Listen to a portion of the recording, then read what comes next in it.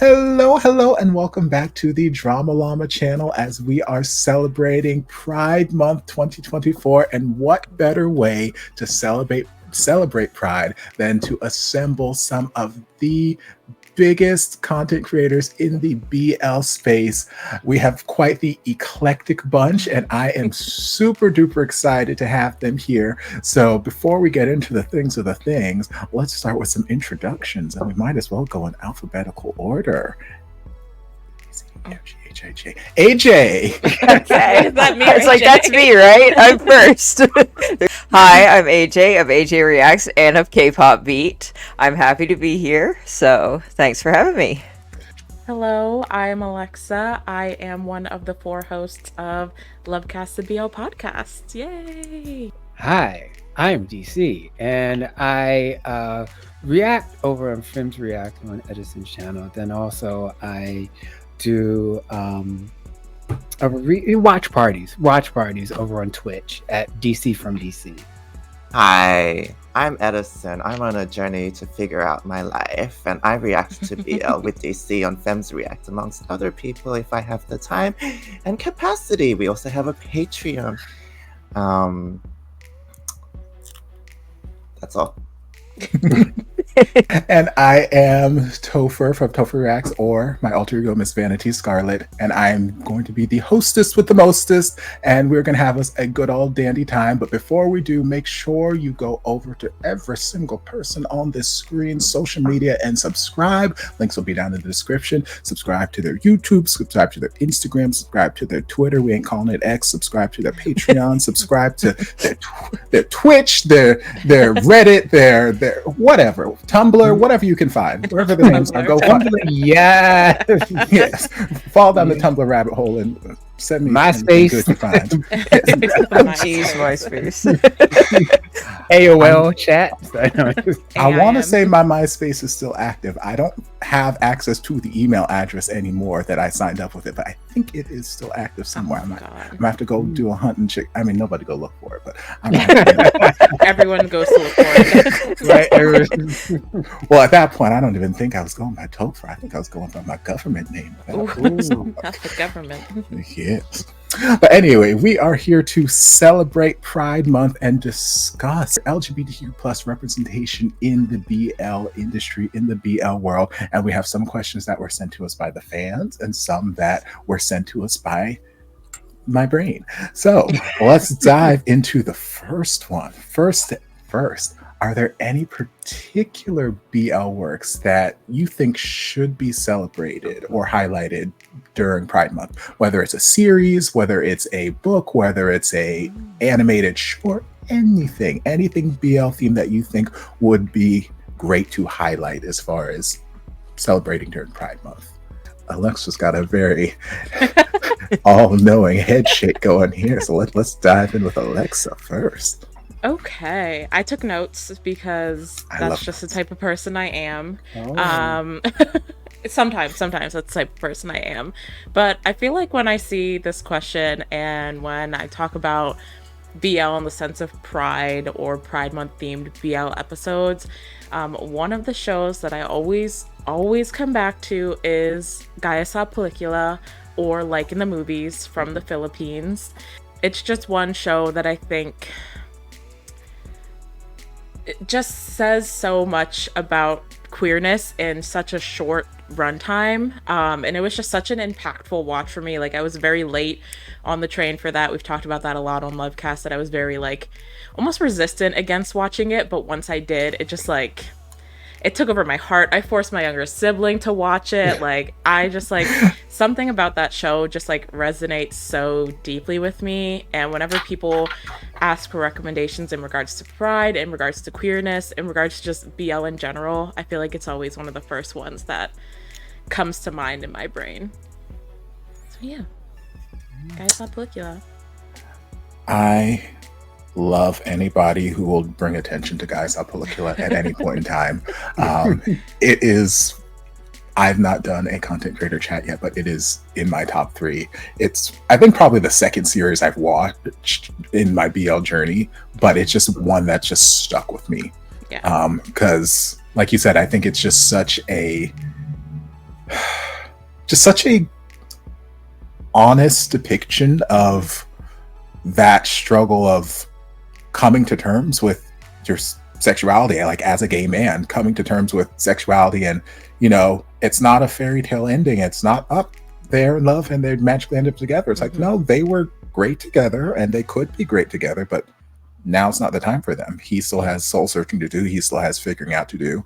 He's over here and he needs somebody who was already on that stage in life. So it's just like, I feel like it was just a very realistic depiction without being too heavy. Like, don't get me wrong, it almost made me cry my makeup off, but like sometimes some of the realistic stuff can get super heavy. It was a good balance. It balanced everything really well, I feel like. Fantastic. It's one of those unfortunate circumstances where it's like I have to separate art from the artist because of all the shenanigans and whatnot that went down with director and whatnot. I'm like, I wish we could have had a second season. I would have loved it, but I understand why things unfolded the way they did. It's unfortunate, but despite, the creator, the art was a piece of art, and I, to this day, still stand. I also like it wasn't just for me, it just wasn't the movie and the series. Also, it was one of those pieces of art where the soundtrack also played into it, because I still remember, for me, like, and this is kind of something kind of totally different. Like, for me, Black Panther was a big thing, but then also they had the soundtrack. And so when you have, it's not just a piece of visual art, you also have that music that soundtrack went platinum in my okay. Needs to still listen to it to this day. Like, it's one of those things where I'll look it up and I just have to listen to the full soundtrack, all the songs, and just like immerse myself in it all over again. And it's just one of those soundtracks that, like, literally every time a song comes on, I know exactly what scene I'm referencing. I know exactly where like, there are a lot of series, like, I'll buy the full OST off like iTunes or wherever I can find it, and like it'll come up in my shuffle. I'm like, I know it's from this particular series. I'm like, I don't know where exactly it's from, but I know it's somewhere in the series, where it's like, I know every single scene. As soon as that song comes up, I'm like, we were there. We were there. Like, it's 100%. So good. DC, what about you? Are there any particular works in BL that you think should be highlighted during Pride Month? Actually, two. Okay. But I like options. For me right now, sometimes I'm a prisoner of the moment, and and I like being a prisoner of the moment because the moment changes and stuff like that, and so there's so much coming out. So there's like, okay, this is nice, this is nice, this is nice. I don't just say BL, I also say GL. And for me right now, one of the things that should be highlighted is this GL called Sleep With Me. We just watched it on the subathon, and I brought it up in subathon and everybody watched it. And not only was it a GL story, but it was also about disability and people living with disability. Those are visible and those that are invisible, and them navigating that through love and all this other kind of stuff. I think it is important because it shows that in the LGBT community, in the queer community, there's not just men. There's not just gay men. There are also femmes, but then also there are people with, and a lot of times we forget in the queer community about queer people with disability, and we have to have, with us being queer, we have to have that intersectionality, looking at the intersectionality of gender, race, disability, and all this other kind of stuff. And that way you make the place, the queer community basically is marginalized, but we have to make it more accessible for those people who have those barriers, whether it be physical barriers, mental barriers, and all this other kind of stuff. It has to be a welcoming place where everywhere else in the world says fuck you, just because you are who you are. So that's one of them for me, and it's a great series. It's lovely, and both the I'm just gonna say watch it. Just watch it. It's amazing. And the other one that I would say is Kino no Netepete. And What Did You Eat Yesterday? Yeah. It's a Japanese one, and I want to say that one because guess what? There is life after twink death. There is I'm sorry. There is Life what? doesn't end at 30. What? right, and that's the whole thing. It shows. I know it's BL. Everybody's BL, and BL is like high school boys and in high school Youth. over and over and youth and stuff like that. But guess what? They grow up. Like, and if we focus too much on this, after we get to a certain age, we just like, what's next? Do we live? Is there's no you in order to think that something is possible, you at least have to see it. And to see at least somebody older having a relationship, living, and oh, okay, that's possible. That's the wonderful thing about BL. It's like, okay, these are queer people having a relationship, so I know that that's possible. You know, if I wanted that, that's possible. But seeing people who are older and doing that, that's also why I'm excited about the Freya possible spinoff from Deep Night, Yeah. because Yeah. there's a possible older GL spinoff Mhm. of Ooh. two GL women loving women. I want to say that broadly, in their 40s having a relationship, because I was so interested in that side story. I'm like, yeah, okay, yeah, the guys are there, they're going to do their stuff, but what about these people I haven't seen? Mhm. Mhm. Like, I want to know something different, you know. So that's my things that should be highlighted, the outskirts of the community, not just those people near the center. Yeah, okay, yeah, they get all the glam, but also it's very interesting about looking out for the people who are marginalized within the marginalized community, because if you take care of them, then everybody's taken care of. Mhm. Like, if you make it accessible for them, it helps out everybody. You know, that's the way a raising tide lifts all boats. So AJ. All right, for this one, I'm gonna bring up Not Me and the scene, the episode where they were at the rally. There was the pride flag. They were fighting for marriage equality, but also all the things that went along with that. Like, they went to the different booths and they learned about different issues. And we also had like, I feel like we finally had a trans character that wasn't the comic relief in it, and I really enjoyed it. It was more real for me for that. And also the way Not Me also like kind of brought in the class aspect of everything within, like, not just, it wasn't just like a BL, it was, we had the class issues, we had the fighting for marriage equality, we had the trans character, like, it was just everything combined in that. It just, I don't know, it felt real.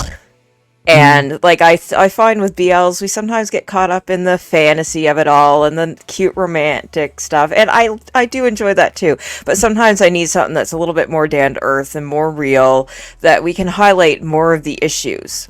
Because even though, especially here in Canada where I'm from, where like there is support for trans people, there is like marriage equality and stuff, it's still difficult within society to make it acceptable, because some people just, they don't want to hear it. They're just kind of like, oh no, you know. So I think series like Not Me can bring to light like the difficulties of these things. So yeah. And Edison. I'm gonna provide such a non-answer. Like, Pride is whatever you make of it, and whatever you want to watch. You're like, everyone is on their personal journey and relates to different stuff. So watch your comforts, watch your favorites. But also there is a good point in broadening your horizons, in trying stuff that you normally would not axis. Like, I just watched a movie called All Will Be Well. It's about lesbian couple. One of them passes away. It's set in Hong Kong, and it's about the fight for rights, and on her, what she can do without being on the wheel, without having signed up to the house title. And it's like a really sober look at definition of family, and the struggle against the heavy weight of personal choices versus love and history and family. And it's just an interesting take on, not an interesting, a realistic, like a mirror. You want mirrors to society. You want to know what's happening across the world. So watch whatever is accessible to you. Okay. 100%. If I had to pick one, like, I figured someone was going to mention the Not Me scene at some point, so I was like, I'm going to leave that out and hope that someone does, because that's probably one of the first times that I can remember seeing like a pride flag on display, a big pride parade, something like that, in the front and center of a series. But if I had to pick one, I would go with Pop and Daddy. Particularly season 1, because for me, like, I love the series, and DC's talked about it a number of times in reactions I've done with him, where it's like, here's the chase, we love the chase, but what happens after Happily Ever After? What happens after the kiss? So like, in that series, it was the first time I saw grown-ass men. I'm like, I love as a grown-ass man. I relate to grown-ass men stories. But B, like, it was giving a real-life depiction of these two gay men just living their life as fathers with this child, and basically all of the issues that they encountered throughout the series, at least season 1, weren't just unnecessarily drama thrown in to break them up. It was all, their relationship is fine. They're going through stuff. They communicate. Everything is an outside source. It's how is society looking in on this dynamic? Okay, we've got these two men raising this little boy. Oh, we've got to hide the fact that we're, doing this. We don't want our son to be bullied, blah, blah, blah. Like, it was just such a refreshing take on a BL, quote unquote, BL series. And it was just something that, I mean, back in the day, the goal was, married, kids, this, that, the other, have my partner, have my 4.5 kids, and live happily ever after, this, that, the other. As I've gotten older, and I am still struggling to take care of myself, the idea of bringing humans into this world and taking care of them has since, dwindled down. I ain't got no desire for children right now. But once upon a time, that was the goal, and it was nice to see a depiction of, hey, that goal is actually something that can happen for people who actually want that. And it's not all doom and gloom. There is something that happens after the lights fade down and we have our big romantic kiss on the beach and this, that, the other. So it's like, I felt like that was just a great depiction of domestic life after 30, but domestic life with your partner, with your family, after all of the whole courting stuff. I love that. All right. Next question. How do you see BL as a genre contributing to the visibility and acceptance of different LGBTQ plus identities? DC. Why? You looked so ready. You were just like peering into my soul. So I was like, okay, they want to talk.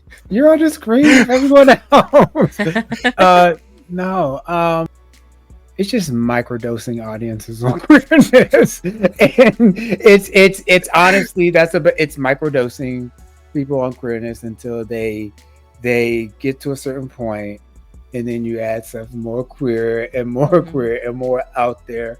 And even as AJ just pointed out, and Not Me, did we get the first trans person who wasn't it wasn't a joke or anything like that.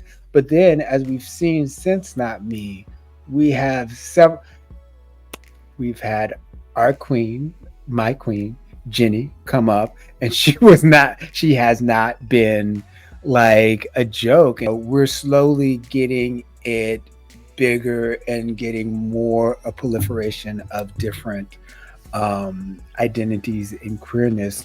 We just recently got in One D Good Day ace representation. And however, and this is what I just said, I can't really depend on a corporation to teach us everything about every identity within. We have to do some of the legwork. We have to go out there and research and just know people who are ace. That being said, just getting like, we have ace representation, trans representation.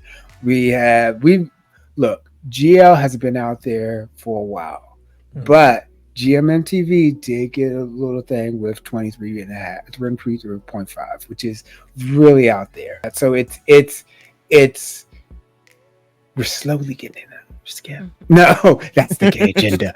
No, but it's just being accepted, like just being left alone, being okay. This is fine. I'm not going to like. It's not a.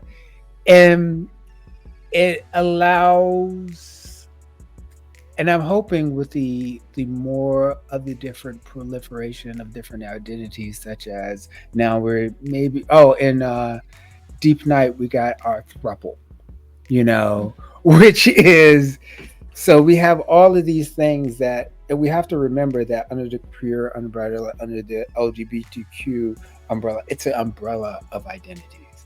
There's a lot of us out there. And we can't, when one identity gets accepted, if the cis gay man gets accepted in society and just leaves everybody else, that's no, everybody, and we're trying to bring everybody into it.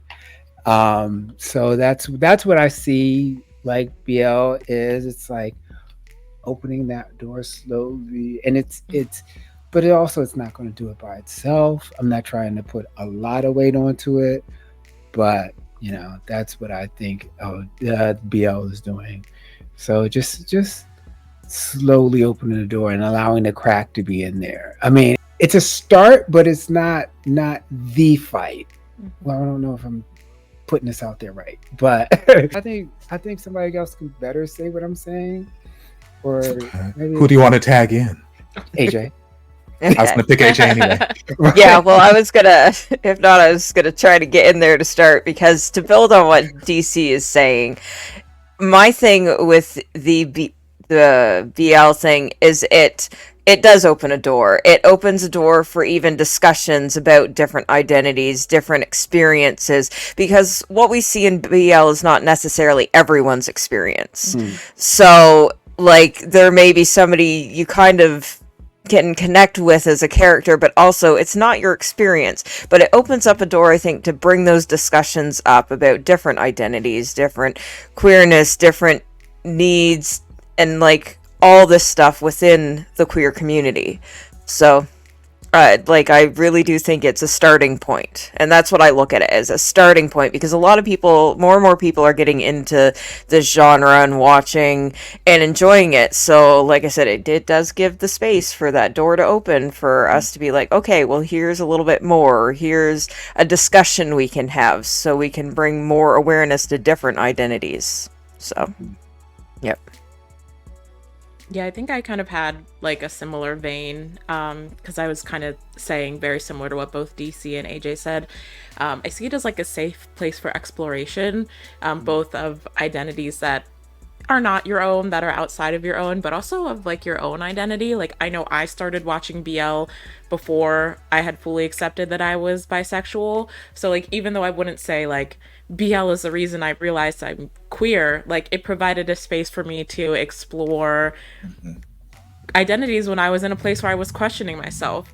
And there's queer media that does that as well, but I think there is that like ease that comes with BL that can, like they were saying, make it a kind of like an open door to kind of take your baby steps into. And so like in that way I see, of course there's BL that is, you know, on the heavy, hard hitting, more grueling, dark side of things, but a lot of the BL, you know, especially the ones that we would consider like starter BLs, I think kind of ease you in and kind of like give you that safe space to kind of just get into the community, start discussions like AJ was saying, get involved in discussions, and just kind of like give you a safe space to explore things that you might not be aware of, that you just want to learn a little bit more about, know a little bit more about, and about yourself as well. Agreed. So, what I find fascinating about BL is its capacity to resonate in non-Asian spaces, or non-Asian centric spaces. And like on this panel, we had such a diverse group of people who relate to it. From an Asian perspective, it represents Asian queerness to me, and that's really important because it's not something you get a lot of in Western society. Queer media in Western society, and it's so sparse. Like, I'm so sick of heteronormative media, but queer media in Western society is so different to BL.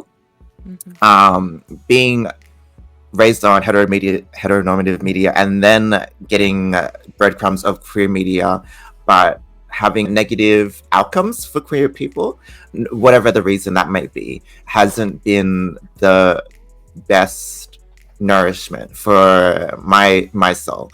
And so BL represents queer people in multiple ways, but for Asian people, there is a cultural bridge.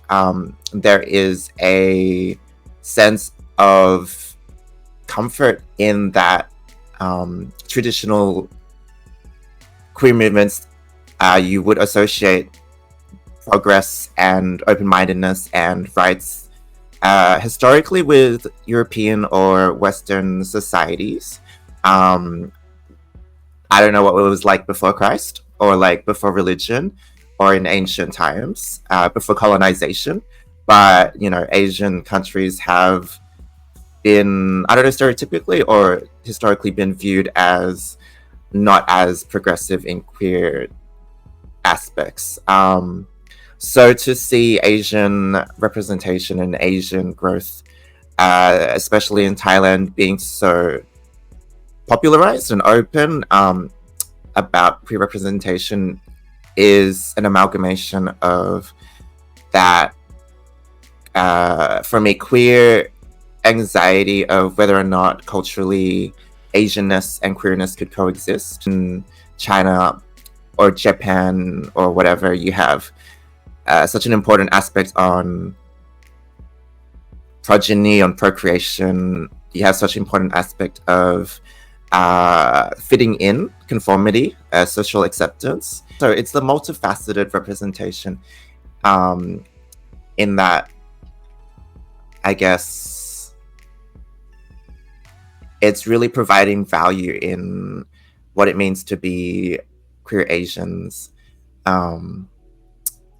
And I hope that that's something that a lot of Asian diaspora around the world can feel, is that in certain parts of the world, who you are can be celebrated and visible without repercussion or without stigmatization. I think what really helped me as a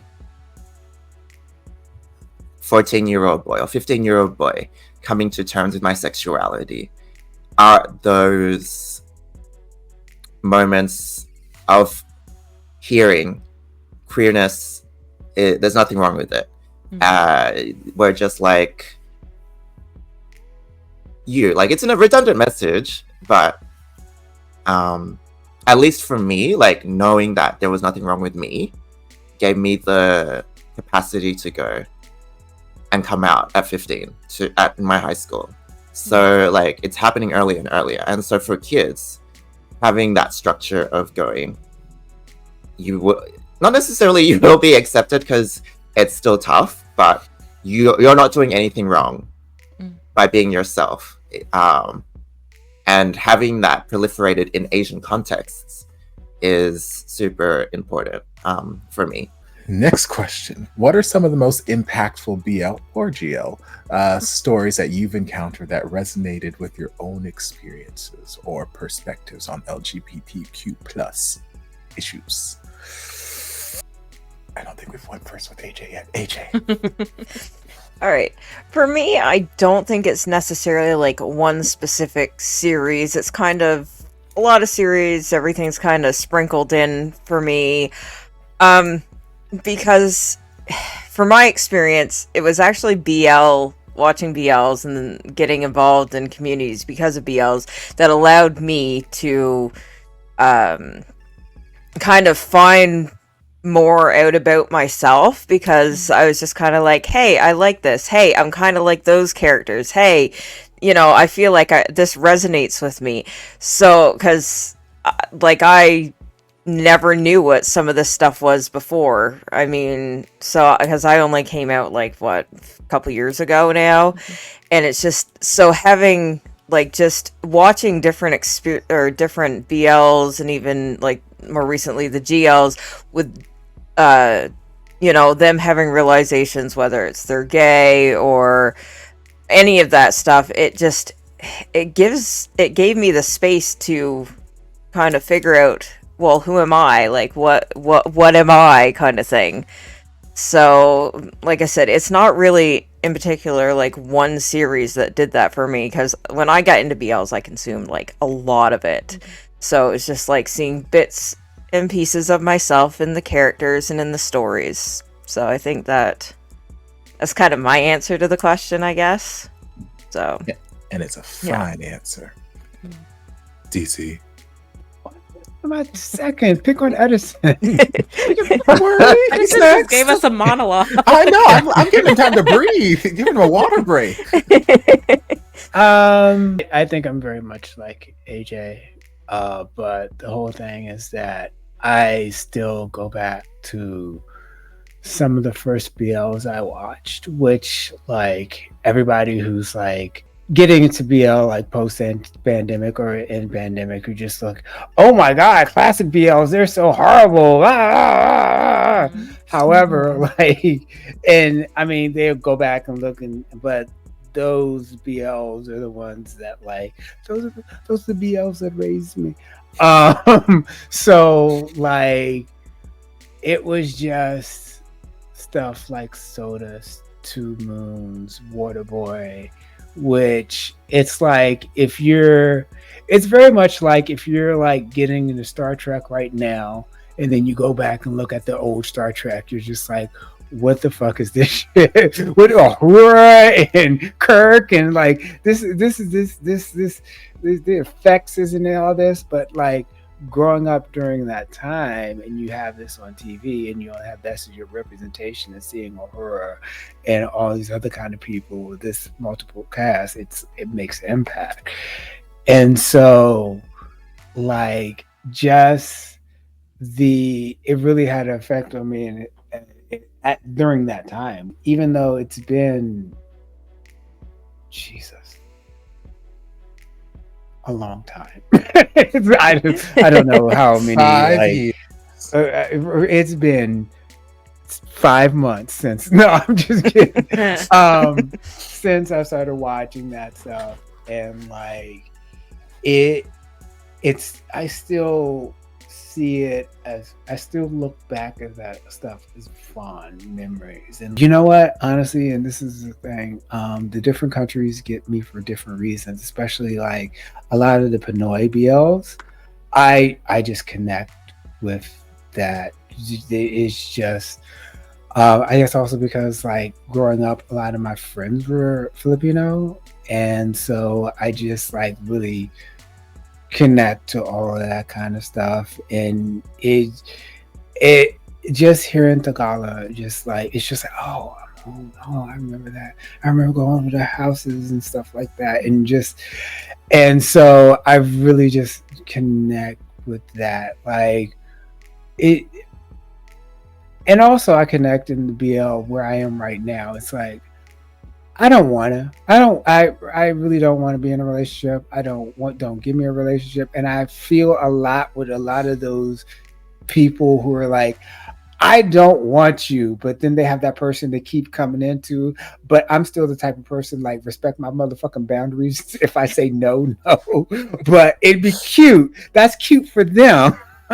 That's cute for you. But like I understand that. I understand all of that kind of saying no to, and I guess that's also what keeps me coming back, because it's still like, oh, that would be nice. But then I think about like, oh, having a relationship would be nice. But then you have to have people in the house. I have to like schedule shit with other people and do all this other kind of stuff. And I'm like, it just like, I'm like, oh, that'd be nice. And then I think about a relationship. And I'm like, I'm tired. I am tired. I'm just too tired for that already. I get like pre-annoyed. I haven't even met someone yet, and I'm pre-annoyed by them. I'm already breaking up with them. Right? Yeah. I was just like, we can't do this no more. Who are you talking to? So that's where I see myself all over, just bits and pieces. So yeah. Yeah, I will echo what DC is saying. I think in BL, you have so many fragments of experiences. It's like all these glass pieces, and there's a light that reflects an aspect of you that resonates with your experiences, whatever, in love or in queerness. And there are moments where you're like, I feel that heartache, or your moments where you're like, I feel that obsession, or the self-doubtingness, and you're not only reliving your own experiences, but you're like vicariously living what it would be like to, be rich or hot, and it's fantasies. And I know for the origins of BL, it was a way for women in society who didn't have freedom of sexual expression to explore those fantasies when it's involved in power and self-expression. So I think there's so many parts of BL that resonate in a multifaceted way. For me personally, like DC said, I find there's so much variety across the Asian BL media countries that are out there, and each have its own unique cultural contexts that inform the messages and the directions, and the storytelling methods, and even the themes. Like Thai BL is a lot more, in a general sense, focused on selling ships, focused on selling male beauty that's conformative, and especially targeting towards Asian beauty standards, which is a certain white visage. But then you have Filipino BLs, which are so much more culturally rich. Not shading the other countries. I mean, like, culturally rich in their aspects of we invoke so much more politics in our BLs, and we openly celebrate casting LGBT people and representing even the femmes of the world. You have Judah in, what's that show about the lockdown? Oh, the lockdowns. No, Which no, one? no, not Boys Lockdown. Ben, or Judah with Judah and Rocky. Why am I singing loud Judah? There's so many feminine characters in all the Filipino BLs, and they're like Becky's, and they're like so fun to resonate with their campness and sassiness, and but there's so much clear messaging about homophobia or internalized homophobia. So yeah, there's like a checklist of stuff to work through, and BLs that reminded me of anxieties about queerness that I didn't even realize that I still had, or no, it's an ongoing journey. I probably still have a lot of them, but I pushed down. was, yes, what did you eat yesterday? DC talked about it briefly, but and what did you eat yesterday?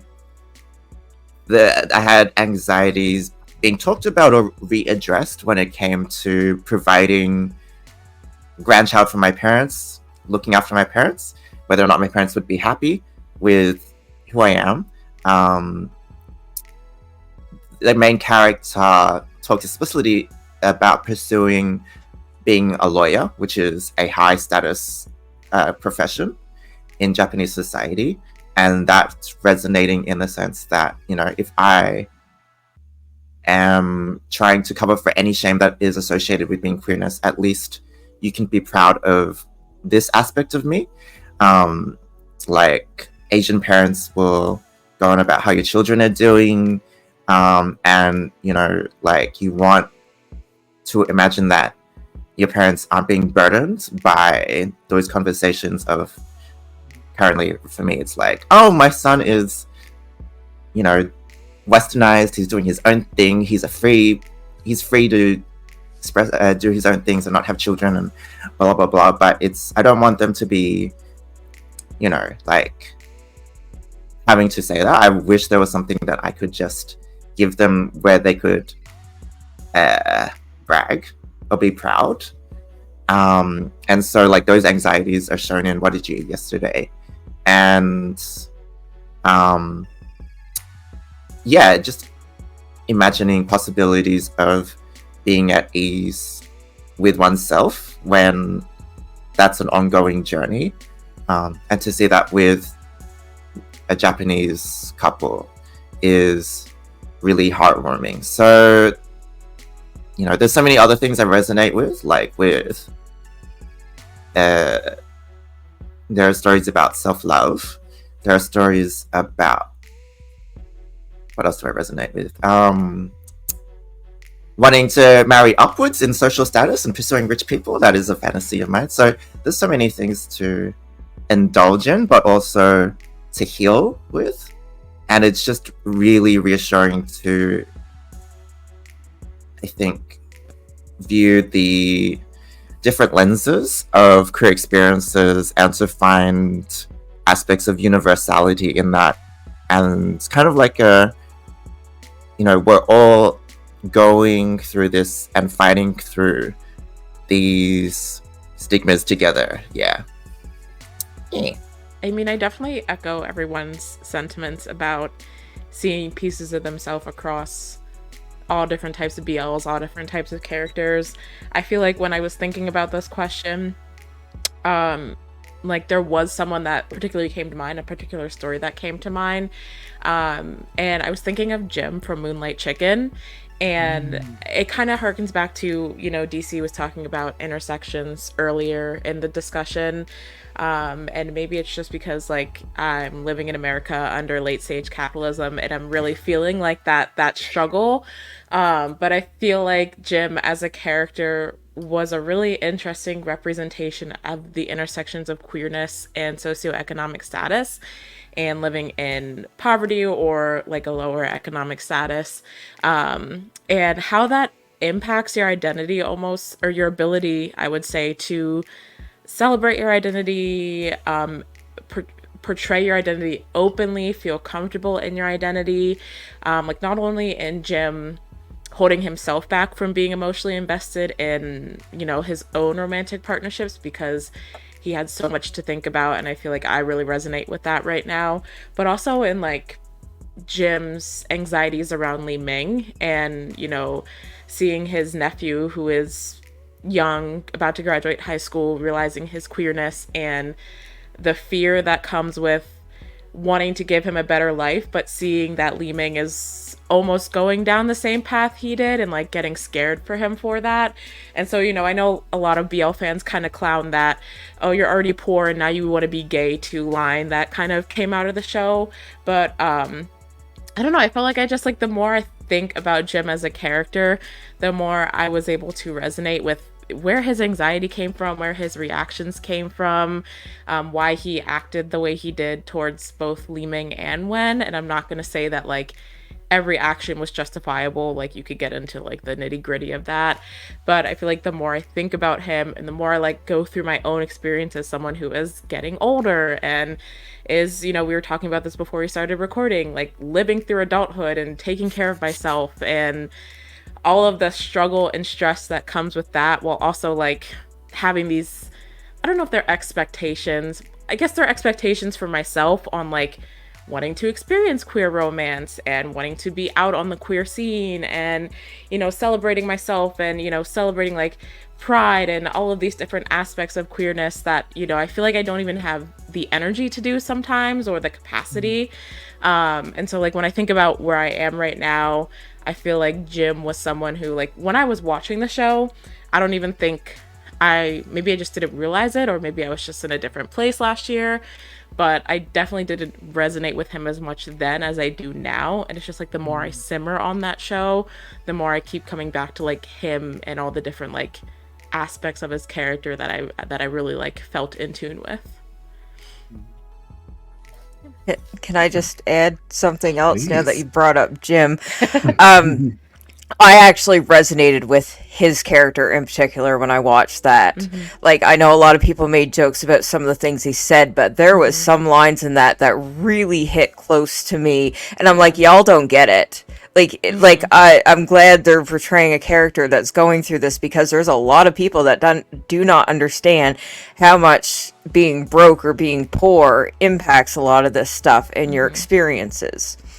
And also, I want to add on to the, like, as you're getting older, like, my situation is different. I'm married, I already have kids. So when I started this whole process of discovering myself, we'll call it, I had to worry about, how is that going to impact my kids? How is that going to impact my husband? Like, is it going to cause more problems for the family? Because at first I didn't want to tell anyone. Like, I was just like, well, I've been years not knowing what it was. Why do I need to clarify this now? But as I move forward, it's like, no, I also feel like in some sense I need to be an example for my kids.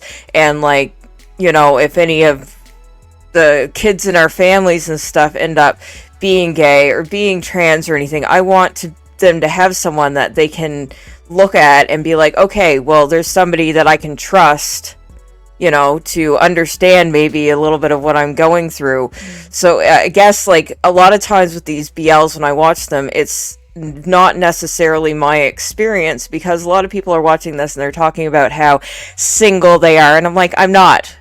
I've been married for like 15 years. I've been with the same person for like 21 years, and I've got kids. So it's like, but just like, you know, I still enjoy it. I still see myself in characters, and it's just like, and even older, some of the younger characters just discovering themselves, like, I feel that, like, but yeah. I forgot to what's talk it like about. to be? What's it like not to be What's it like? single? It's nice. It's nice. I think it also doubles back, because it's like, okay, it microdoses other people with outside of the community, but I think it also microdoses us for other possibilities within the community and other configurations of queerness. And okay, you know what, I can accept that, you know what, there are people out there who just want to be in relationships, who want to be in an altar. I'm like, okay, yeah, that. And this is the thing for me, especially when I see a BL, and I'm like, okay, it's not speaking for me. It's speaking to somebody else out there, but it's not speaking for me, and I don't like it. It's not saying that it's a bad BL. It's just not for me. I'm not the audience. There's other BLs out there that I'm like, okay, you know what? This, I don't resonate, but I like the story. Okay, this is good. And then there's some stuff that's out there that's like, this is my motherfucking jam. This is it. This is it. And I think it also brightens it also does work for out there, but also does work for us within the community, in that it expands our possibilities. Because a lot of times when you realize you're queer and you're like, okay, it almost becomes self-referential, and that, okay, I'm different from the heteronormative discourse that is put out there. So my difference is the only difference that I know. But then we are seeing that, okay, they're different like me, but they're different in a different way. And so we can be different together. We don't have to be exactly the same, but we're on the outside together. And I think that also allows us to come into community a little bit better and easier in that way. So I just had that thought. So yeah. Just remember the extra things that I was meant to say. So like there are moments of parental acceptance that I did not find anywhere else. That even with expressions of love between Western and Asian cultures is astronomically different. When I was growing up, I'd be like, why don't my parents tell me they love me? Well, they do, but like it's not as often as they did in movies or in shows. And what did you it's like me and DC's like favorite child or something. It's like the expression of feeding and sharing food, and like you view different ways of expressing love that aren't necessarily like American. So yeah, the whole nuance take, the whole cultural flavor of situations, it's given me a wider lens, more colors to understand myself, and kind of go, okay, my journey doesn't have to be I come out and get accepted, or I don't have the fear of I come out and get kicked out. There are a multitude of outcomes, the end message being it will be okay, and that's a reassuring one. So I think that's important as well. So what I'm hearing is I need to watch What Did You Eat Yesterday? This is all a big promo for Well, I mean, if people just like keep on with the streamathon that's happening right now, it may come up on a Wednesday if it's still going. We're going to pretend that this is happening live on stream right now. Make sure you add to the death timer.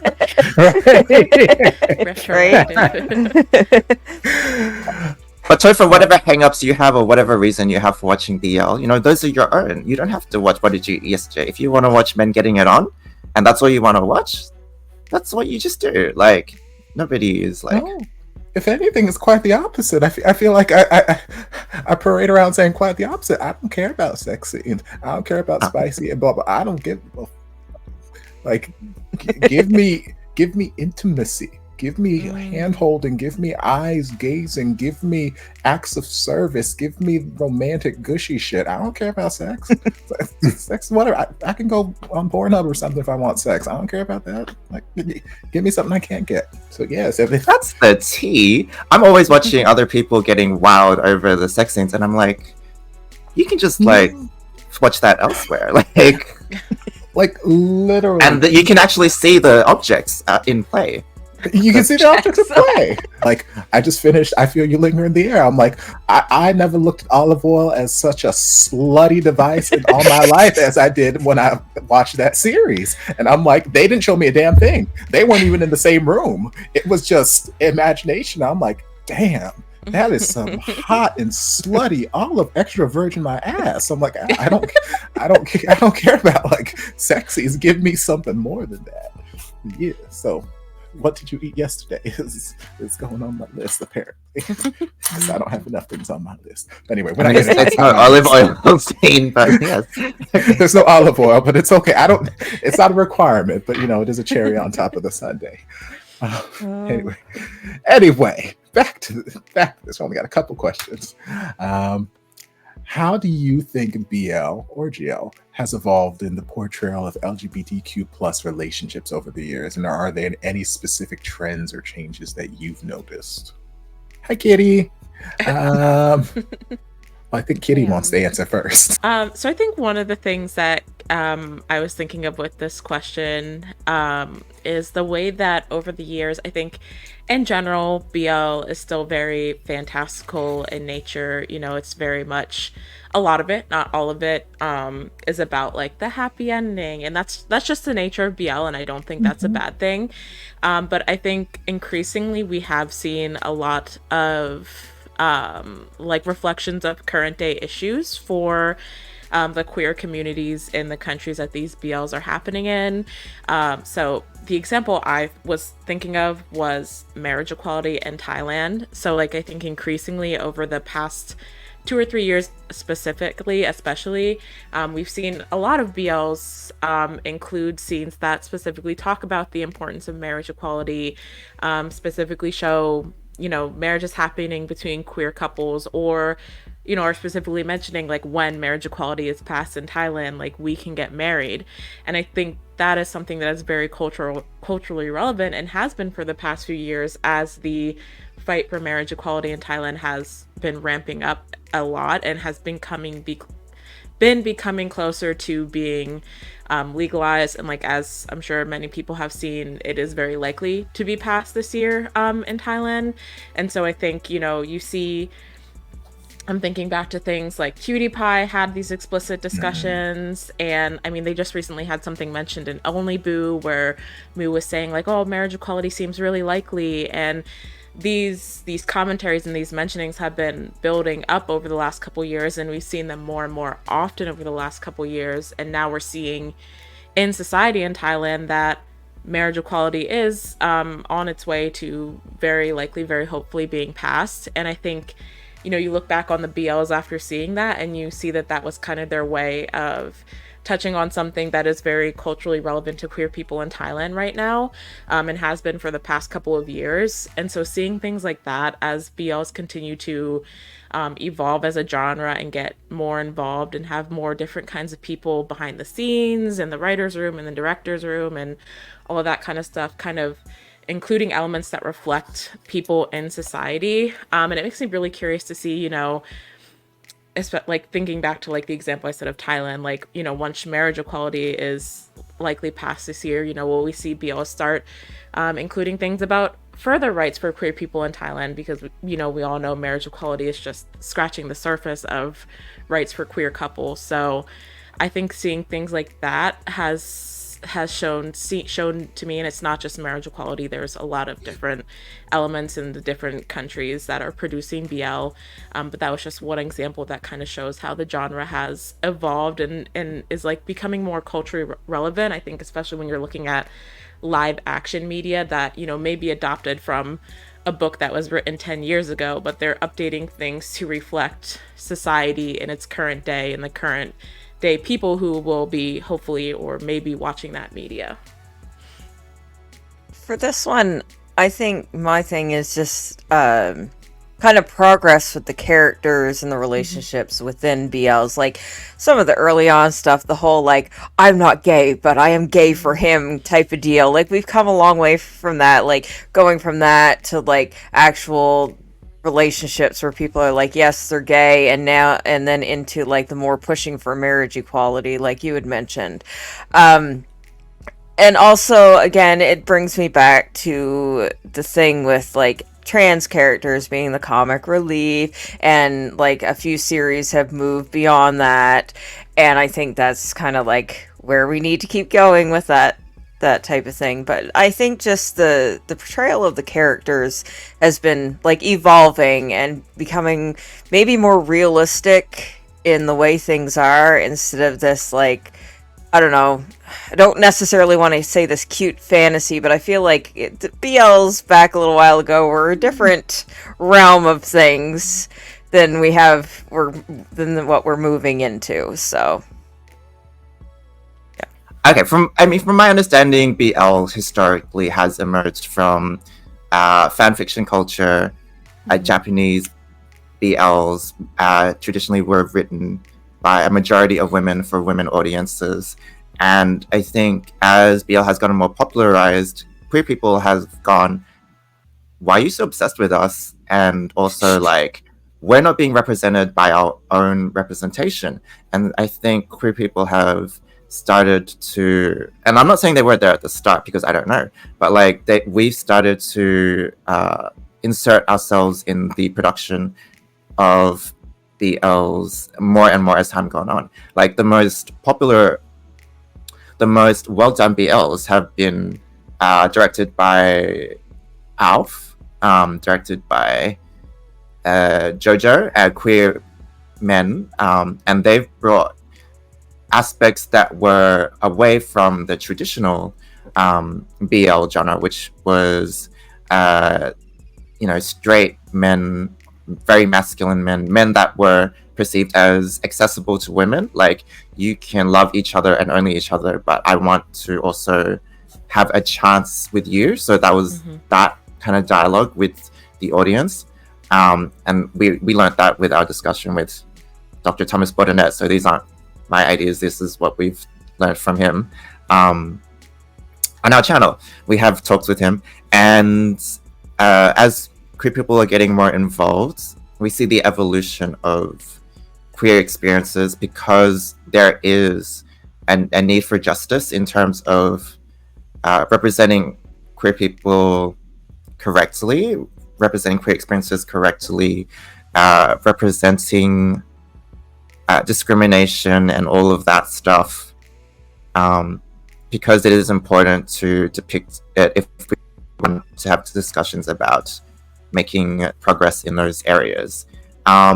Not saying that there isn't a space for BLs that are traditional in those senses, because when I started watching BL, my interpretations of them were a homophobia-free society, a society where queer identity didn't exist and wasn't a thing to discuss about. And I was like, okay, that's refreshing. Like, this is an alternative universe where everyone is pansexual. And I was like, okay.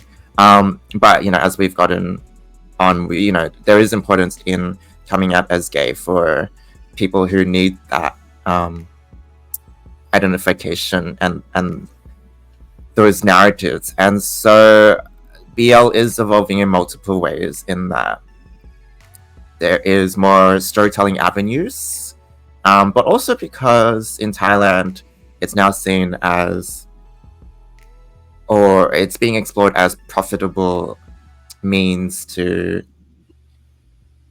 do stuff for GMMTV, for example, or there's like a BL culture war for producing the most profitable BLs. And so there's a paradox in that, in which they need to tell certain narratives that are like a bit more explicit, but also featuring certain types of beauties. One of the things with Thai BLs that I really appreciated at the start were the femme characters, even if they were just jokes, even if the trans characters were just comic relief, at least we were there. For me, I identified so much with the sassy queer characters. Like, people say sassy queer characters are negative stereotypes. That's only true if they're doing shit like stalking people, like in Together. Like, otherwise, it's a celebration of individuality in my eyes. People hop on about effeminate queer stereotypes in Western media, but that's only because they don't see themselves represented. It doesn't mean you erase effeminate or trans people. And in recent BLs, I've always been disheartened to see the reduction of these roles. Like, it's not about reducing stereotypes, it's about increasing visibility for different ways of being trans or different ways of being effeminate. And one of the things that really irked me in Fish Upon the Sky is that they had this fabulous four of people who made over Puin, and they weren't even like sassy people, and people were like, okay, that's cool, because it's a subversion of the makeover trope, in that you don't bring in the gay best friend, or you don't bring in the queer know-it-all to do stuff. And I'm like, but that's always been our thing.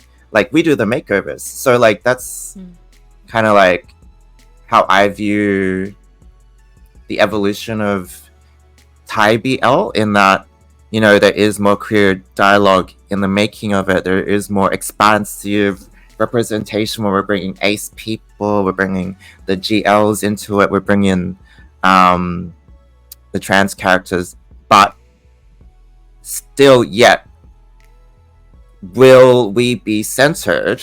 Will the profitable hotties within the marginalized BL be profitable when it centers people who don't fit in certain molds? And so, like, we've rarely seen an effeminate lead in Thai BLs. It does happen sometimes, but it's so rare, and sometimes they do have to tone it down. Tonhon Chonlati in the novel, apparently, Chonlati was doing more. I don't know, doing more of the. I don't know if that's yes, but he's been kind of like watered down in the official version. Same with, you know, we had an interview with Patrick. Dr. Patrick was talking about how he wrote My Ride. He had a plus size, effeminate, gay nurse. That character was replaced with a female character, and it's not like, I don't want to be like, we're fighting for representation, so we have to pit each other against each other, but it's like, there are choices that have been made to make BLs more mainstream and more palatable, and that is a trend as well, and one that I hope that we overcome, in which we can start going, hey, there's more room for everybody. The other trends outside, like, I love how Taiwan flexes marriage equality. I love how they go, we're the first country to do it, so every character gets proposal by the end of a series, and I'm like, babe, you only know each other for 1 year, this is too soon. But they want to flex that they have marriage equality, and I love that every country wants to tell their own unique story. But there is definitely a trend in the power of the Jalili fandom, which will pay money, which will send money to idols, which will spruce up the economy of BL. And that's why I think Korean BLs are getting their traction, because they're also including idols. You know, Semantic Error, hugely successful. Their idols, Boomin, Japan, Kiara Hatsukoi, like, they're idols. Before I did not know them. Now I know them, and I love their. Okay, I know their one song that was in the show, but I love that song, and so you know, it's now a capitalistic vehicle, sometimes that compromises on storytelling, but that is a new direction, and so, you know, that's how it's progressed in my eyes, and I really hope that we get to a point in which we have everything at our disposal, and, you know, I don't have to watch what I don't want to, because right now I feel like we're kind of at that stage. Like, there's so many BLs right now, and I'm like, don't need that, seen that, blah blah blah. That's just a remake of blah blah blah, and so it seems like people are looking for representation in authentic ways, but also in ways that we're like, how can we be innovative and new? And so I think the innovation is good. I remember, like, Love is Coming. Love is Coming is a wonderful BL from 2014. And shush, it's over like a decade old. But in that of itself, it is over a decade old. It's a great story. No, it's a great story. It's unproblematic, and it is problematic. And the problem is that especially when one of the characters feels like, okay, he's starting to like the other characters, they use a slur and a joking slur, but it's kind of like, but they, of course, then they accept them and all sorts of kind of stuff, and it moves on.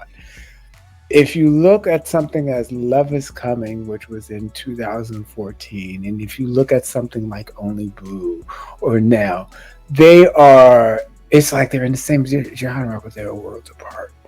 They're worlds apart. And it's just like, you know what? I like you. And he's just so goofy, and it is what it is. And even when and I'm gonna spoil a whole bunch of stuff.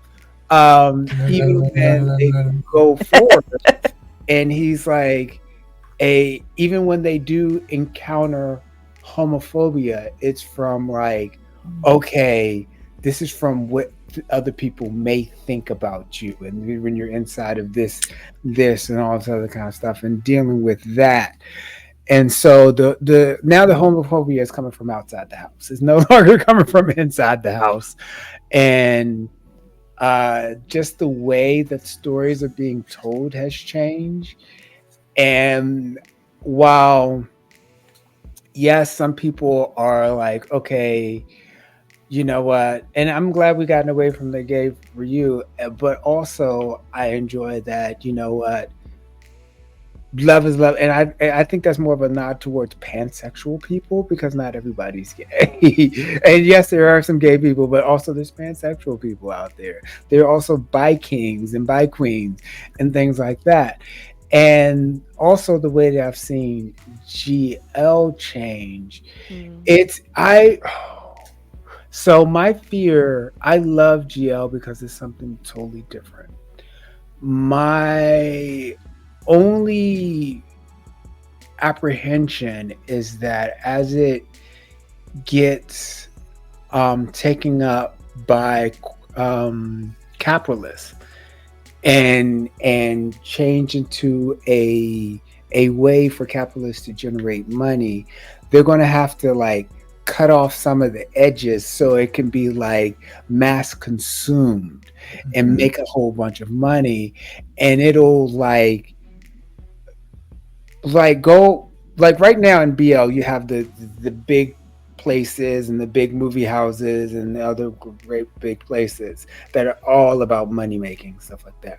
But you still have those independent BL places. You have places like Singapore is putting out stuff, Myanmar putting out stuff, Hong Kong, they put out all of these still small places to give you that unique story. And I'm afraid that unique story of GL is going to start looking like BL, only because it's now like GL capitalism, just like there's BL capitalism. So that's where, but by the same time, you're still seeing the very different faces of women and femme non-men, you know, and you have non-men characters out there. And like, I'm gonna tell you the thing that I love about GL, you don't have this like drama for drama's sake that you have in BL. You in BL, it's like, okay, we're gonna give drama, it is drama, and then you have, we got 3 episodes left, right? It's just, it's like, it is something in and of itself different, and it's so warm, and it's just like, okay. And you know what, especially in GL, sometimes it's just like, I get that, I get that apprehension, that feeling, that all that kind of stuff, you know, I understand that. And it's sometimes it's the committee that's happening in your head. But then also they do something in GL which is like so foreign in BL. They communicate. And you know what? Sometimes that, even though when you're trying to communicate, not all the communication is good, but they at least attempt to communicate. They at least attempt to communicate. So it's just a different modality of being queer and operating relationships and stuff like that I really appreciate, and you're seeing more of it, and I like it. I just like the proliferation of different. It's like, okay, this used to be BL, but like this there's so many different stories and just so many different countries and all that kind of good stuff, and that's what I enjoy about it. So Yeah. Piggybacking off of what you guys have said, in general, yeah, I think the ways of storytelling have evolved immensely. Yes, there are still so many kind of paint by numbers, cliche series that just get generated out because they know the formula, they know it'll get views and it'll make money, blah blah blah blah. But in general, just the quality of storytelling has gotten so much better in just the small amount of time that I've been in the BL space. Like,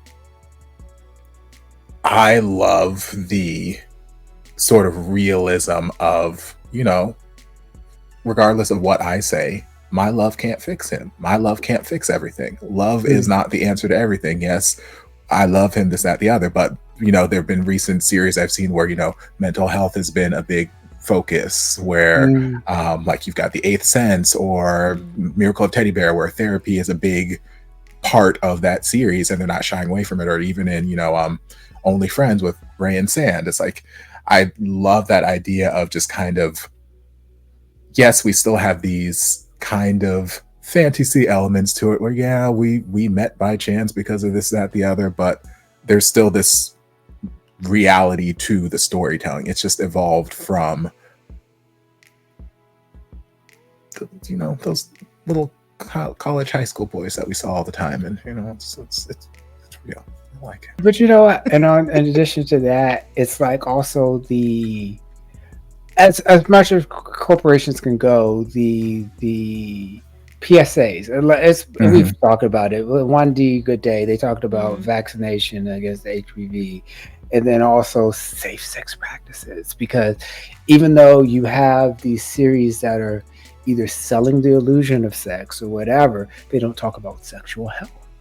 And just bringing those conversations that sometimes they need to be had before you engage in sex or different things like that. You say, okay, what are we going to do? And having those conversations. But even in which is probably BGL adjacent, the Warp Effect, where they were like, okay, you know what, I'm a side. Like, I'm the top bottom side, which is there's other ways to have sex or be sensual with each other. And I enjoy that sometimes with BL, where it's like, okay, they may have sex, they may not have sex, but it's not the goal. It's this sex thing is not the goal. And for a lot of relationships, the sex is not it's not the only fulfilling thing. But also one thing I like about N1D, they're talking about, okay, how do y'all communicate in the relationship? Drake, the Dr. Drake is the character, and he has the patients come in, and it's all about all this other kind of stuff about real relationships. So it's getting kind of real, both style being in fantasy, because motherfuckers they supposed to be seeing patients, and they are not. Everybody's in cold blue and all the other kind of stuff.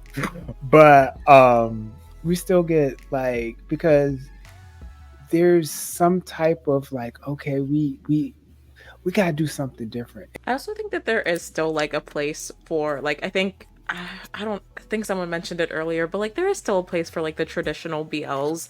And I think, this is kind of what Edison was saying, like there is so much variety now that you can kind of pick and choose. Like sometimes I'm really in the mood for like everything that throws every classical BL trope at me, and like that's what I need. And sometimes I want something that makes me feel very emotionally, and that's what I need. And so I think part of BL evolving is like having all of those options, but also still having things that have a lot of those traditional elements, but in a more modern sense, if that makes sense. So like, they're still giving you all those classic BL tropes that maybe drew you into the genre or what we associate with BL, but it's not necessarily the way it would have been done in like 2014, 2015, 2016. And so like I think part of BL evolving is just the amount of variety, and that, like, I think we've said this throughout this whole panel, like there's something for everyone and something for every mood that you might be in, and whatever you need for your journey, for your peace of mind, for your enjoyment. Like, it's got everything now. There's so many options, and I think that's just like really cool to see. It's really cool to see how far it's come from having like 2 BLs to watch a year to like having 50 be out at the same time. And it's like, it's almost overwhelming, but also Yes. like it's exciting to have so many options and so many different types of BL stories and queer relationships and GL stories now on the scene, and people outside of the binary and everything like that. So yeah. Well, before we wrap this up, because I know you guys got things to do with the rest of the evening, and we've been talking for quite some time. Dinner. Oh, Lord. You know, I had so many more questions. I think I had like 15 or something questions. And I was Oh like, my you know goodness. what? We would have been here Wow. for 8 hours. I'm like, Yeah. if I learned anything from this passing, I'm like, let's just cut it down. You know, 5 should get us to where we need to go. Like, this shouldn't take more than like maybe 45 minutes or something. I'm Well, like, silly me and my optimism. If you have any more questions, go over to Films React and comment section. Or the Twitter, if you want to talk to TC. And the YouTube comment section. The Twitter. And they will get right back to you. All right, last question. Which show do you think handles queer representation the best, if you can even pick one? This was an audience-generated question. BL, for the most part, is unrealistic, but every now and then a show comes up that portrays a realization or a coming out process really, really well. So if there are any shows or scenes that you think handled, whether it's an overall queer representation or just like one particular, like this handled what I feel like bisexual representation, this is what I think trans representation, I think they handled ace representation really well here. What's something that you think that, from your experience? Well, I know Alexa has her notes, so I will start with her and give some other people some time to think. okay, yeah. I've been sitting on mentioning this one, but Miss Vanna did mention it earlier, and I know a lot of y'all have probably talked with Kayla about this show a million times, but I have to say I feel you linger in the air as What? shocking. First of all, this is the first I've time never I've heard of it. And I know no Kayla one's has ever heard of that never- show. Never mentioned this. to Kayla's me. never mentioned it before. They have Right. never talked about it once before. But I think what resonated with me a lot about that show is representation within a historical context of queerness. So one of the things that I thought was really, really cool that the show and that the production did was incorporating actual queer people in Thai history into the characters in their story. So like one of the significant characters a little bit later in the show is this non-binary person who kind of has this really pivotal role in shaking things up for the main characters and their conflict. And that person was based on a queer non-binary person in Thai history. And there's this brief offshoot about like a lesbian couple, which albeit has a bit of a sad ending for their little inclusion, but they included it because it tells the story of a lesbian couple in Thai history. And I just really appreciated the attempts at historical accuracy of queerness. And I like that when they're portraying queer people in the 1920s, obviously one of the main characters is not from the 1920s, you know, he's coming back from modern times, but he's kind of in way out of his depth, but he's also learning about how and seeing how queerness existed in that time period in the 1920s in Chiang Mai. And so I like that it kind of had this emphasis and showing this way of how queerness has always existed and queer people have always found their community and have always found spaces that exist for them and where they can be themselves. So like, you know, one of the central locations in the show for quite a few of the characters is this, you know, secret club that, you know, it's just listed as a bar or like this clandestine bar that no one really knows about. But, you know, the first time they show the characters there, you immediately know that it's like a queer space, a queer bar. And the main character Yai mentions how special it's been to him. One of the other characters, James, mentions how it's like the only place he can be himself. And so I think what I really like about queer representation, and I Feel You Linger in the Air, is that it shows queer community always finds each other and always exists and always has existed. Even way before 1920s. Like, I mean, part of the I Feel You Linger in the Air novel is that even way before where we see Jom and Nye in the show, they have had another lifetime together. So I think it's this like queerness across generations, queerness always existing no matter where you go. Queer people have a space, they will find a space, even if it's in a time where it wasn't as easy to be out and open with your queerness, which of course we know it's still difficult today, but the circumstances were even more difficult back then. But you know, they still found each other and found their space. And I just really appreciate that aspect of it, and just the way they handled characters in their queer journey. I mean, Jom is very jaded. He just got out of a relationship where his ex essentially tore his whole life plans to pieces, and gets thrown back in time. And then you have Yai, who's this early 20s, very naive, rich person who is almost so naive that he thinks his queerness can survive anything, and it does, but you kind of see him coming to terms with the realities of his place in society and the expectations of his family. And it has sapphic representation, and it shows how the intersection of being a woman and being queer affords you very different experiences than if you're a man and you're queer, because being a man gives you more status above being a woman. And so for everything that show did, I feel like I get very emotional about that show. Like, it's very special to me. So like, I feel like I can't formulate into words too well what I'm trying to say. But I just think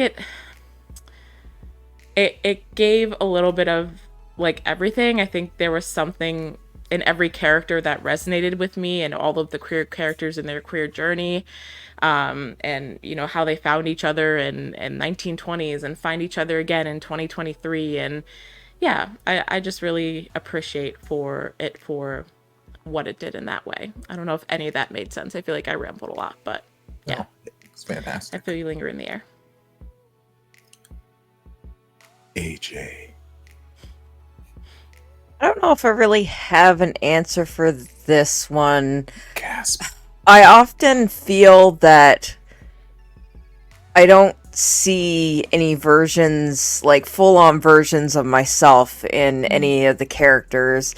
Being someone who's non-binary, like gender fluid, it's just kind of like you kind of have this or you have that, and it's, I don't know, I'd still would like to see us go further with some of the characters and the representation.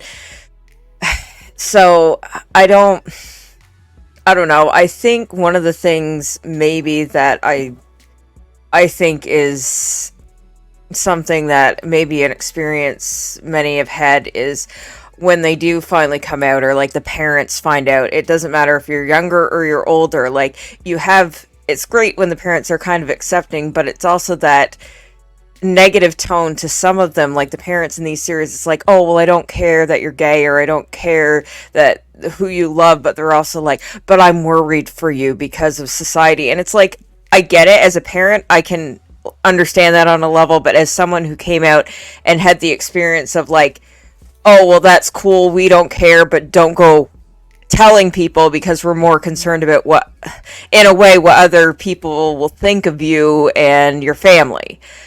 And it's just kind of like, I think a lot of times we see that negative connotation still of like, oh, well, yeah, we accept it, but also there's that fine line of, but we don't want it advertised. We don't want, like, it's almost like, well, we're concerned for you because things are going to be harder, or we're concerned for your safety and things. And valid reasons, but also it comes across as also not being accepting. So, like, I don't know, just, I see that a lot in the series, and it's like, people are like, oh, I'm so happy that the parents aren't going to disown them. Yeah, but there's some level of, like, they may not be disowning them, but you also kind of feel that disappointment of, like, well, it'd be better if I wasn't this. So I think that's still something a lot of people are experiencing, like, even myself included, like, And as someone who's non-binary and I don't see a lot of representation in these, it's just like, I don't know, I feel kind of disappointed because it's like, oh, well, I'm still in that space of like, is this who I'm supposed to be, or is this what I'm supposed to be? Because it's not that represented in a lot of the things that I watch. I mean, maybe there's some better representation out there, but I haven't found it. I still feel like we're very in that stereotypical thing where if you have a non-binary character somewhere, it's like they have to be this way, and it's like I don't resonate with that. So I don't know. Fair. That's absolutely fair. DC. I'm still thinking, go to Edison. Edison. Yeah, I mean, I've talked about what did you eat yesterday? That's really great. The thing about queer representation that I've sort of figured out or learned or matured into is that before, I defined queer representation as an instinctual feeling of like, I'm queer. Can I feel in my heart that this is my experience being reflected? But everybody has a different journey experience, and everyone takes whatever they take from queer story. Like, for me, I don't find OnlyFriends a relatable experience, but I know lots of people will find that a relatable experience, and that's great for them. So I don't think there's a way to measure authenticity or measure like what's the most valid in terms of like most, but I think there are still pieces that do have space for more experience representation and storytelling with like who's behind the scenes and stuff. But yeah, everyone relates to different things differently. Like hearing Alexa talk about I feel you linger in the air, none of that crossed my mind like when I was watching it, and it gives me appreciation about queer history and queer people in ancient times, and the struggles they go through. And even you hear in Western society, like people who have gone through the AIDS crisis, it's not something that you can relate to, but you have to appreciate that being queer was so much of a scary experience in that period. And I think it's really important as we go forward and as queerness becomes more accepted that queer anxiety and of older generations is so valid, and internalized homophobia and all of those narratives should be expressed and should have the opportunity to be related to. For me, like anytime I see queer family and queer people having a support network, like that's great representation to me, because I think AJ might have inferred it, but like there's, at least for me, a type of queer FOMO in that what am I missing out on by being queer that heteronormative people get access to. And it is that we have a large support network. For me, I always had the fear that it would be a lonely life or a lonely existence, and seeing so much warmth and comfort in what it could be to grow up as queer and as older, and seeing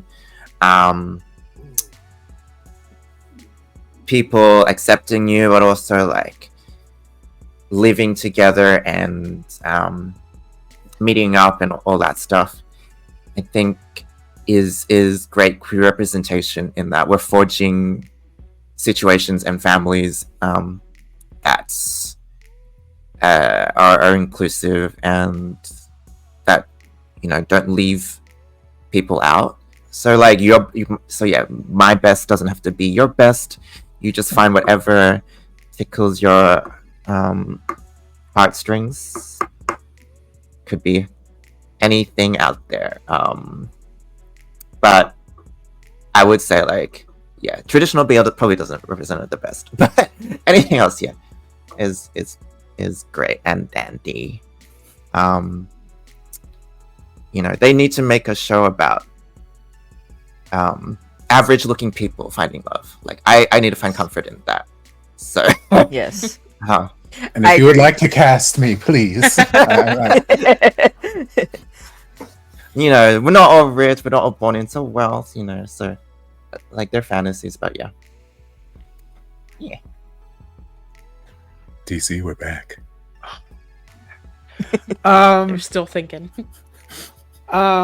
Because it first of all, it's dealing with fantasy. So since we're dealing with fantasy, it's not going to get everything perfect because they're telling a fantasy and stuff like that. Mm-hmm. So they get parts of it perfect because you have to sacrifice some of your perfection for representation to get to the fantasy. Because all right,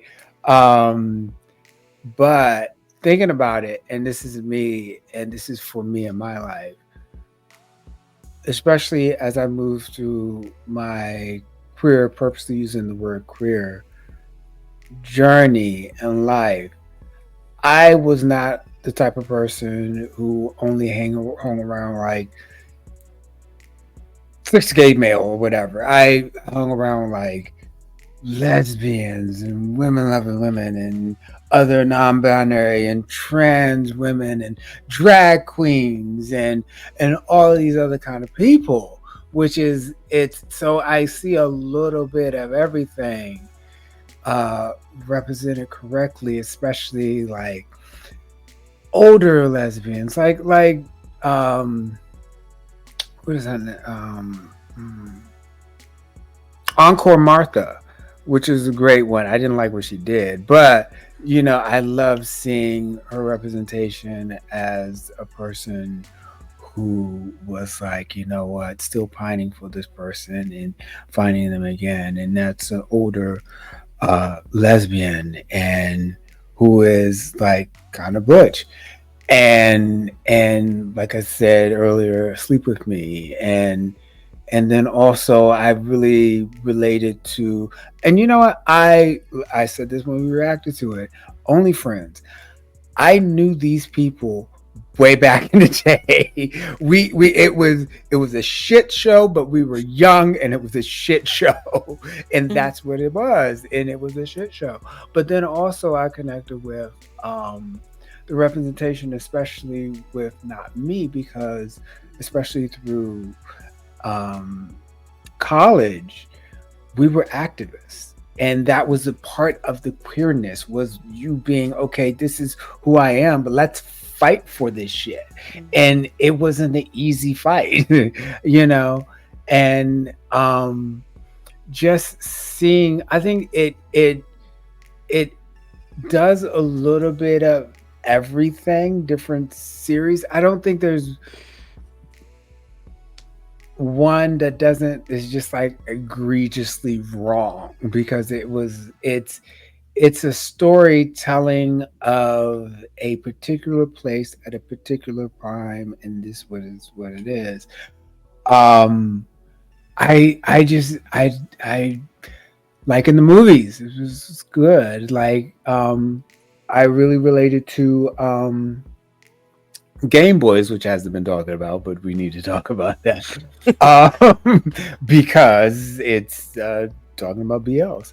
I really think that representation was good, because you have Gabrielle, who was a bisexual king, and he was just like, you know what, I was with her, but now I'm interested in you, and that's okay. And I think also that coming out, and that pain that Kai felt about like not knowing if his family would accept him, but then running away because of that, and then his father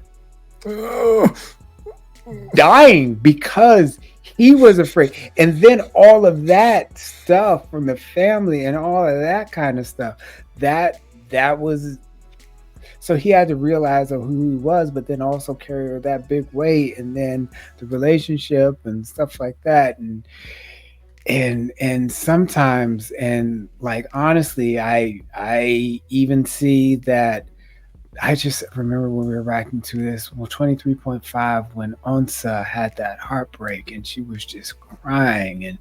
But once again, Milk Love was acting their asses off. But that first, when she was heartbroken, I remember the first time that I was heartbroken and I related to that pain. And that was just this guttural sound, this pain that just oh, I never wanted to go to that, and I felt that again in Only Boo, and those parts where it's like it's, but then also there's this loving stuff. There's loving parts of queerness, but there's also that family which as I met and Onson's love, where it's like we create this family. It's a family of choice and all this other kind of stuff. That beautiful part. So it's all of this stuff. And I think you have to. I think it's really BLGL is more of a buffet,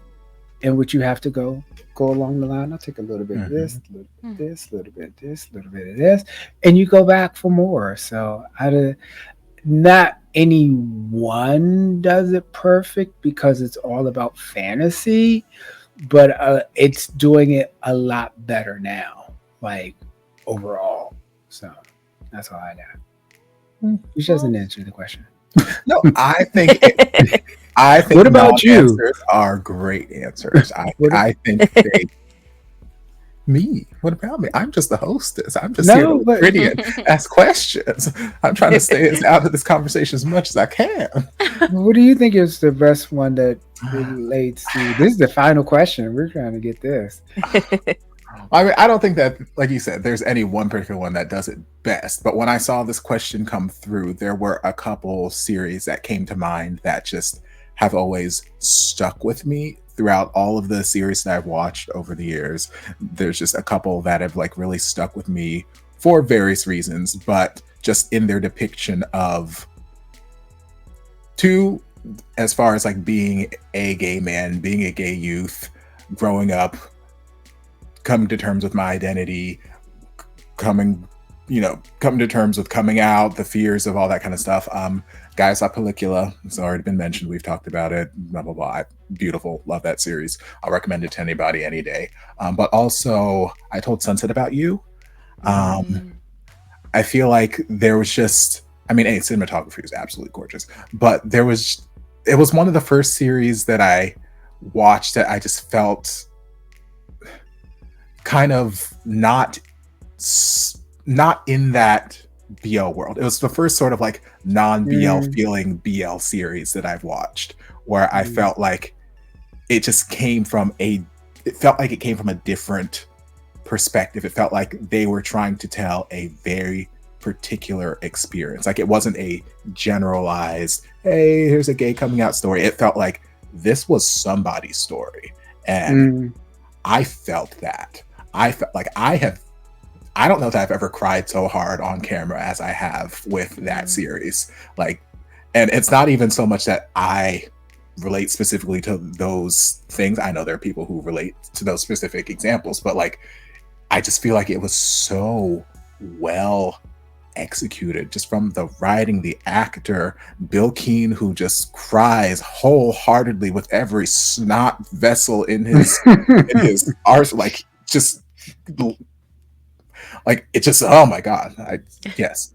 But then there are two other series that don't necessarily relate to me, but when I saw them for the first time and they've stuck with me ever since, I'm like, wow, this feels like different representation. I can't say that it's authentic because it's not my story, so I don't know. But one being Why Love Why, which was Filipino BL that was put out during quarantine times around the same era as Game Boys and all that kind of stuff. But specifically for a character, Kelly, that was the first time I had seen a trans character written into a series, just period, into a BL series.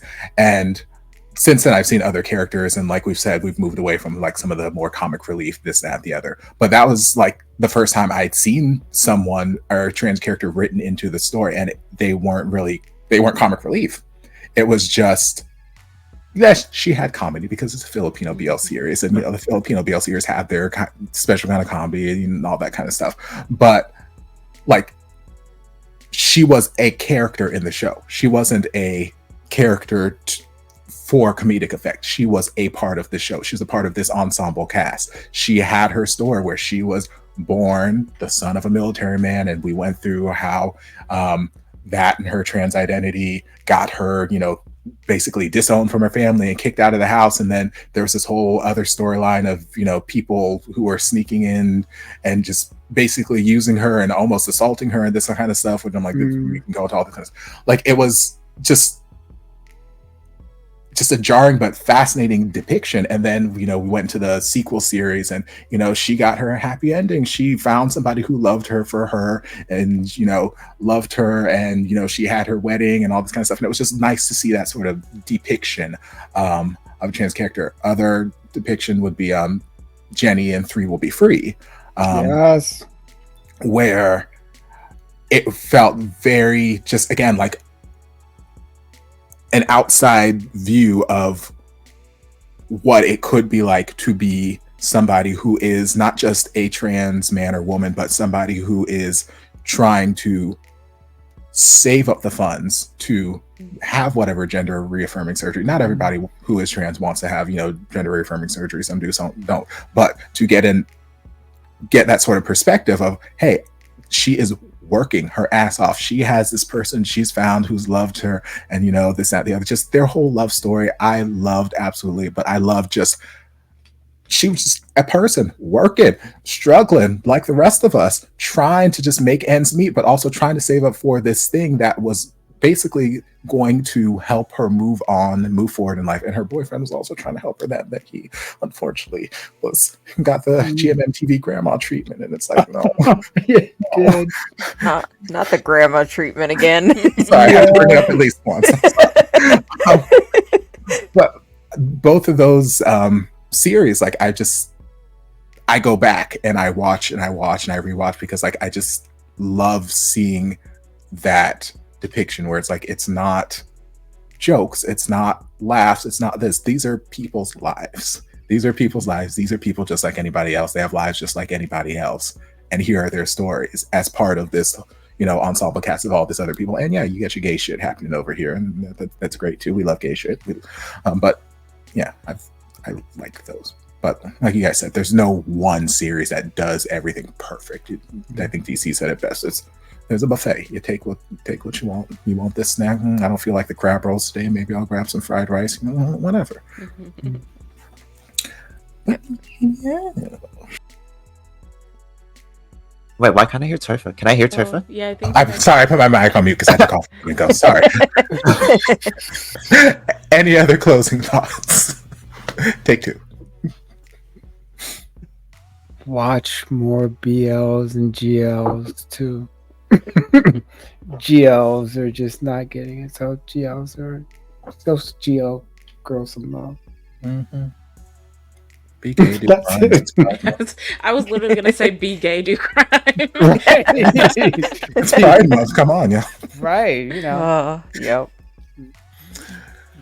Well, I would personally like to thank all of our fabulous panelists for joining us today on the Drama Llama channel. Once again, all of their social media information will be down in the description, so make sure you follow them all. And if you have more questions, like DC said, be sure to go over to the Femmes React YouTube channel and comment and Edison will comment on all the videos, and Edison will get to as soon as he possibly can. And Hello, this is the Femmes React customer service line. But also, it's Not Twitter. right It's now. also. and you guys just have a fabulous rest of Pride Month. Happy Pride, y'all. Bye. Happy Pride. Happy Pride. Bye. Bye-bye.